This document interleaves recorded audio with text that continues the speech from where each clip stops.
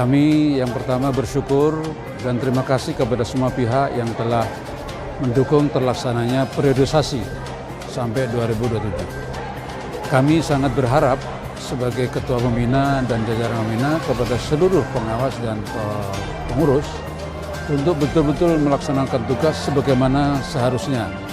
Karena cukup banyak kegiatan dan program yang akan kita lakukan ke depan.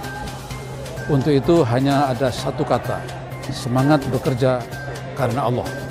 Dengan tetap menjalin kebersamaan, mempertahankan ukhuwah Islamiyah yang sudah terjaga selama ini, dan juga menjaga harkat martabat dan marwah yayasan.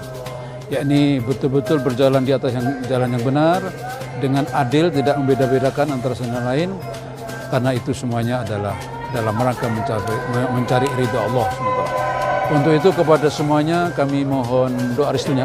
Semoga kami selaku pembina, pengawas dan pengurus baik Yayasan Al-Mabrur maupun Yayasan Jemaah Haji betul-betul mendapat hidayah, taufik dari Allah SWT untuk akhirnya betul-betul melaksanakan tugas sebaik mungkin, sesempurna mungkin sebagai media kami di dalam kami mengabdi kepada Allah SWT.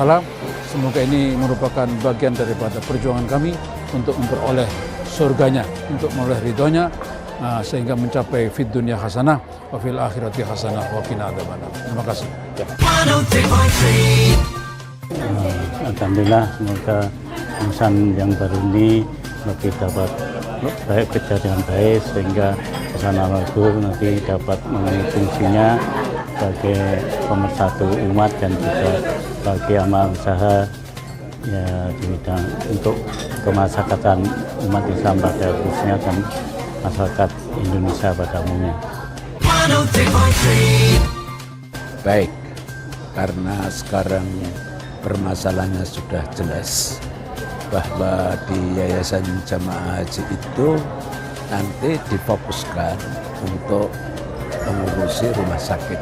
Sedang Yayasan Al-Mabrur itu adalah untuk menangani persoalan-persoalan amal usaha yang non rumah sakit. Ya antara lain Bank Syariah Al-Mabrur, Gedung Al-Mabrur, termasuk radio. Ya, harapan kita ke depan memang kita akan menyamakan persepsi dulu dengan pengurus yang baru ini, ya, sehingga insya Allah ini sudah ada tanda-tanda untuk bergerak. Jadi misalnya BPRS Al-Mabrur tahun ini kantor pusatnya harus jadi, ya. Dan kita harapkan BPRS itu syukurlah dalam periode ini nanti bisa berdiri 2 syukur 3 BPRS. Jalan satu, itu obsesi kita begitu. Jadi kalau orang lain aja bisa, kenapa kita enggak? Maka dalam waktu sekian tahun kita ini sudah mempunyai sekian BPRS. Nah, oleh karena itu maka ini diperlukan satu kerja keras, dan alhamdulillah semua karena kita ini dalam bingkai ukhuwah imaniyah. Insya Allah kita sudah saling ikhlas, kemudian karena keikhlasan kita sehingga insya Allah tidak ada dusta di antara kita. Kalau itu sudah tertanam, insya Allah ke depan itu akan lebih baik dan akan lebih mudah. Jadi begini, kalau Anda lihat komposisi kepengurusan sekarang itu banyak yang muda-muda. Kita punya maksud bahwa memang saat ini adalah era transisi dari generasi awal ke generasi ini yang ketiga. Kita sekarang memang memilih dari anak-anak muda yang kita harapkan mereka nanti bisa lebih produktif, bisa lebih kreatif, ya, bisa lebih inovatif. Karena kita melihat tantangan ke depan, yayasan ini memang tidak ringan. Di samping tantangan konsolidasi internal, tapi juga tantangan global yang itu juga tidak bisa dihindari. Kemudian kita untuk periode ini mengubah struktur dari yang lama.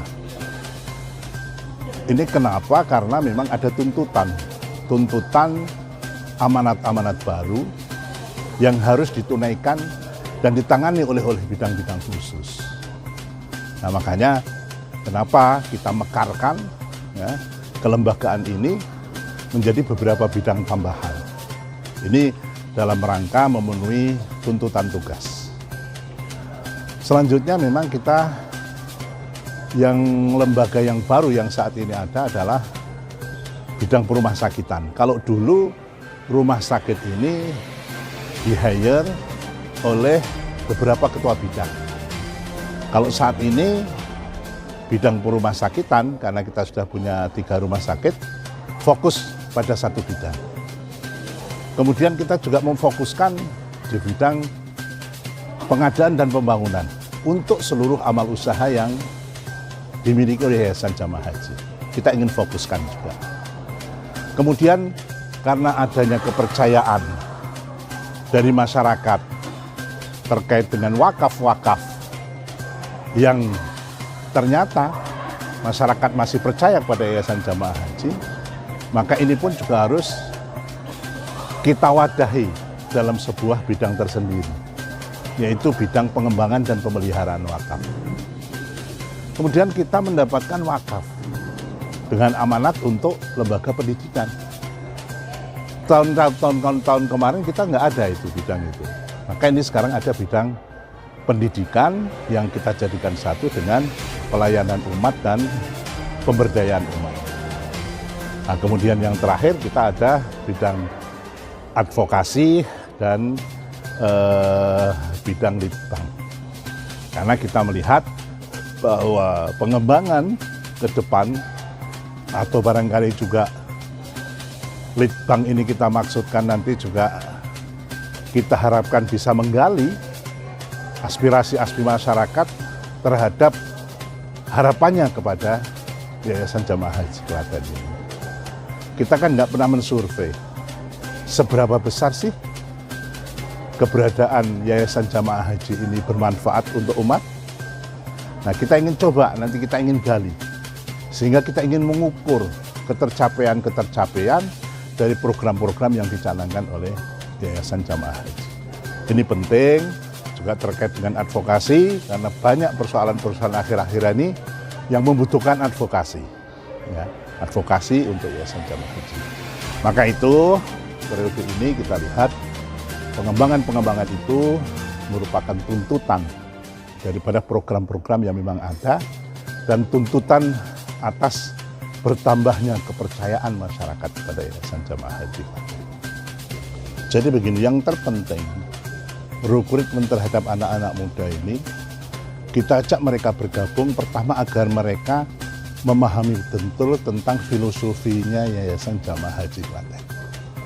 Untuk tugas-tugas itu sebenarnya persoalan gampang, bisa dipelajari. Tapi orang memahami tujuan, filosofi, pendirian yayasan ini butuh waktu. Butuh waktu agar cita-cita ukhuwah yang sejak awal menjadi dasar pendirian ini difahami betul.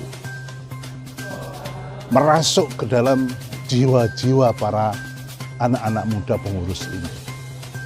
Ini yang terpenting. Karena kekuatan ukhuwah ini ternyata kan maha dahsyat. Bisa membuat monumen besar. Ini tidak lepas dari kedahsyatan daripada kekuatan ukhuwah. Maka dalam pandangan saya bahwa mereka harus paham itu. Untuk masalah-masalah tugas-tugas itu siapapun bisa mengerjakan, asal dia mau belajar. Asal dia mau belajar. Tetapi memahami tentang filosofi, falsafah, visi, misi, itu butuh waktu dan butuh pemahaman. Harus open mind. Nggak bisa kupeh, nggak bisa tertutup. Saya kira itu.